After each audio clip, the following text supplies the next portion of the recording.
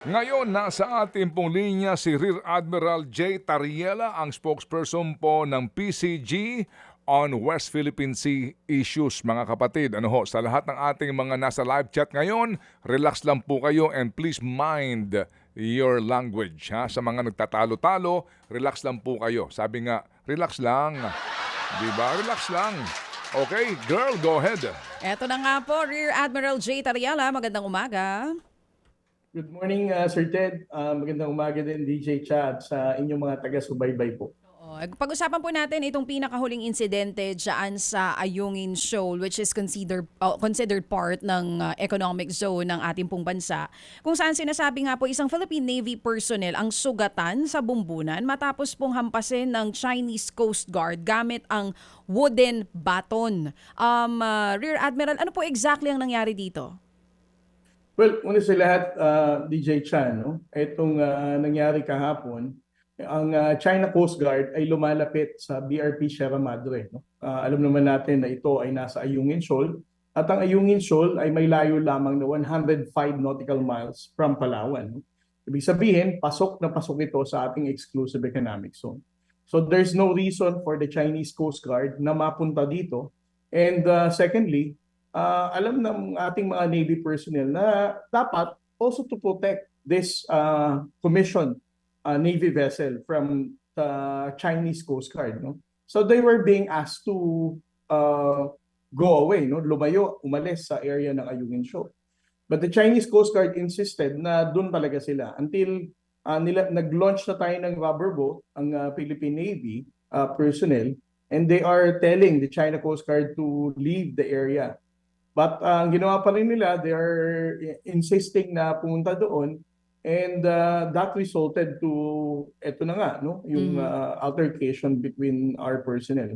But there's one thing that we need to highlight. No? Ang ating, yung sa mga video na ipinakita, na inilalabas ng Chinese Embassy, ng Chinese state media, makikita natin dito na walang tinamaan, walang nasaktan sa China Coast Guard personnel. At sa video na ipinakita natin kahapon kung saan nagkaroon ng injury, head injury ang ating personnel, pinakikita natin dito how barbaric, how violent the China Coast Guard personnel is para talagang saktan ang ating personnel. And this is the part of the video na hindi ipinakita ng Chinese Coast Guard because they are hiding what really happened dito sa insidente na to. So unang-una sa lahat, kailangan hindi tayo malito sa naratibo. One, they're not supposed to be there. Second, ang violent act na nangyari dito basically came from the Chinese Coast Guard personnel. They weren't supposed to be there, so nagkaroon po ng mga radio challenges bago yung confrontation itself. Ilan po yung China Coast Guard men na nandoon sa bangkat? Ilan din po yung personnel natin from the Philippine Navy na lumapit sa kanila para po pakiusapan sana sila na umalis dun sa area? There were 8 China Coast Guard personnel on board dun sa regional inflatable boat nila. No? And for each rubber boat, I'm not really sure kung may 3 or 4. No? But then again, ang issue natin dito is that the China Coast Guard is not supposed to enter the shoal ng Ayungin. Yes. Opo, malinaw po yun. Though yun na nga ang problema sa kanila, hindi naman po sila nakikinig sa mga radio challenge natin. Kamusta po itong personnel ng Philippine Navy na nasugatan yung kanyang bumbunan? Yun lang po ba yung natamo niya na injury? At meron pa po bang iba na nasugatan bukod sa kanya?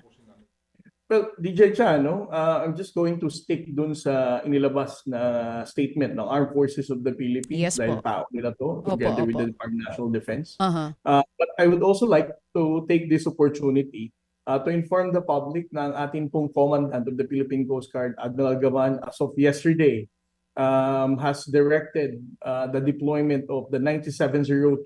Ito yung BRP Melchora Aquino. At ang 4403 or yung BRP Malapascua, this is another 44-meter vessel para mag-conduct ng medical evacuation, kunin ang injured na AFP personnel from BRP Sierra Madre at madala agad sa Palawan for proper medical care. So, Cha, at Admiral, itong ating kawani ng Philippine Navy ay kasama doon sa deployment ng AFP doon sa BRP Sierra Madre, di po ba?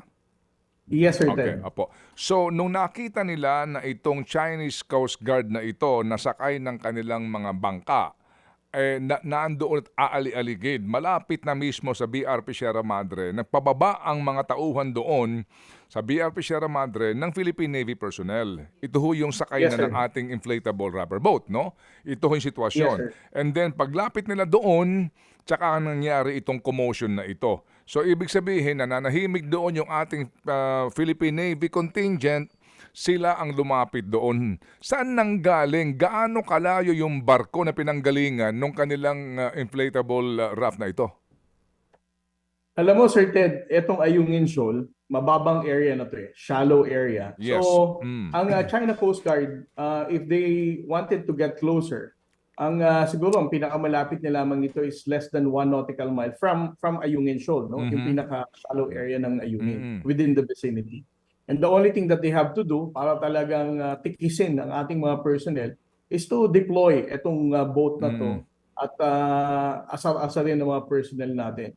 Totoo yung sinabi mo, Sir Ted, no? Nananahimik ang ating mga AFP personnel on board BRP Sierra Madre, and they were actually there monitoring ito hanggang lumapit na lang talaga ng sobra-sobra, that really prompted them na mag-deploy ng rubber boat para itulak palabas ng Ayungin Shoal itong China Coast Guard. Ilan ba ang mga barko ng China doon sa area na ito na malalim kung saan sila maaring makapag-dock? Kung saan nga din ang gagaling itong kanilang mga ibinababa na mga rubber boats na ito? Alam mo, Sir Ted, for us to have bigger idea, no, or appreciation ng situation dito, ang Ayungin Shoal, almost less than 10 nautical miles lang, nandito na ang Panganiban Reef or yung Mischief Reef. Na alam naman natin na isa ng illegally reclaimed naval base ng People's Republic of China. So each time na magdi-deploy sila ng China Coast Guard, PLA Navy, Chinese Maritime Militia, ganun lamang kadali, no? Ganun lamang kabilis. Because for us, ang mga assets natin manggagaling pa ng Palawan. So more than 100 nautical miles pa ang tatawirin. So each time na gusto nilang mag-provoke ng ating mga personnel sa BRP Sierra Madre, that is so easy, no? So even without me identifying how many China Coast Guard vessels surround BRP Sierra Madre or within the vicinity of Ayungin, makikita natin na kung gagawin talaga nilang magpadala ng mga maritime forces nila dito, at any one time kakayanin ng China. Oo. So, hindi nga, maaaring hindi nanggagaling lamang sa mga barko na nakadaong doon sa paligid, kung hindi mismo doon sa Mischief Reef nga, kung saan meron na silang runway doon at malawak, na military base, no? Ang binabanggit dito ni Admiral. Ganun po pala nga ang sitwasyon. Anong reaksyon po ninyo bilang spokesperson po ng PCG sa WPS dito sa katwiran po naman ng China na tayo pa daw po ang gumagawa-gawa ng kwento at playing victim? Alam mo, una sila, Sir Ted, no? Sa mga sunod-sunod na kasalanan ng China sa sambayan ng Pilipino, nakakagalit na to. After the racist video na tinawag ang mga Pilipino na unggoy, ngayon naman binabaliktad na naman tayo ng China na tila sila pa ang may legal jurisdiction to conduct maritime law enforcement sa loob ng ating exclusive economic zone. Talagang very disappointing, nakakagalit. We just celebrated the 10th year anniversary ng 2016 Arbitral Award at paulit-ulit din sinasabi ng Chinese Embassy, ito daw ay hindi legal, walang visa at hindi na-apply sa kanila. But of course, we don't need to be discouraged, no? Mas maraming bansa ang tumitindig sa atin, ang ating mga kaalyansa ay nagpahayag ng kanilang suporta. At kahit ni isa na bansa sa buong mundo ay hindi kumikilala ng illegal na 9-line claim ng People's Republic of China.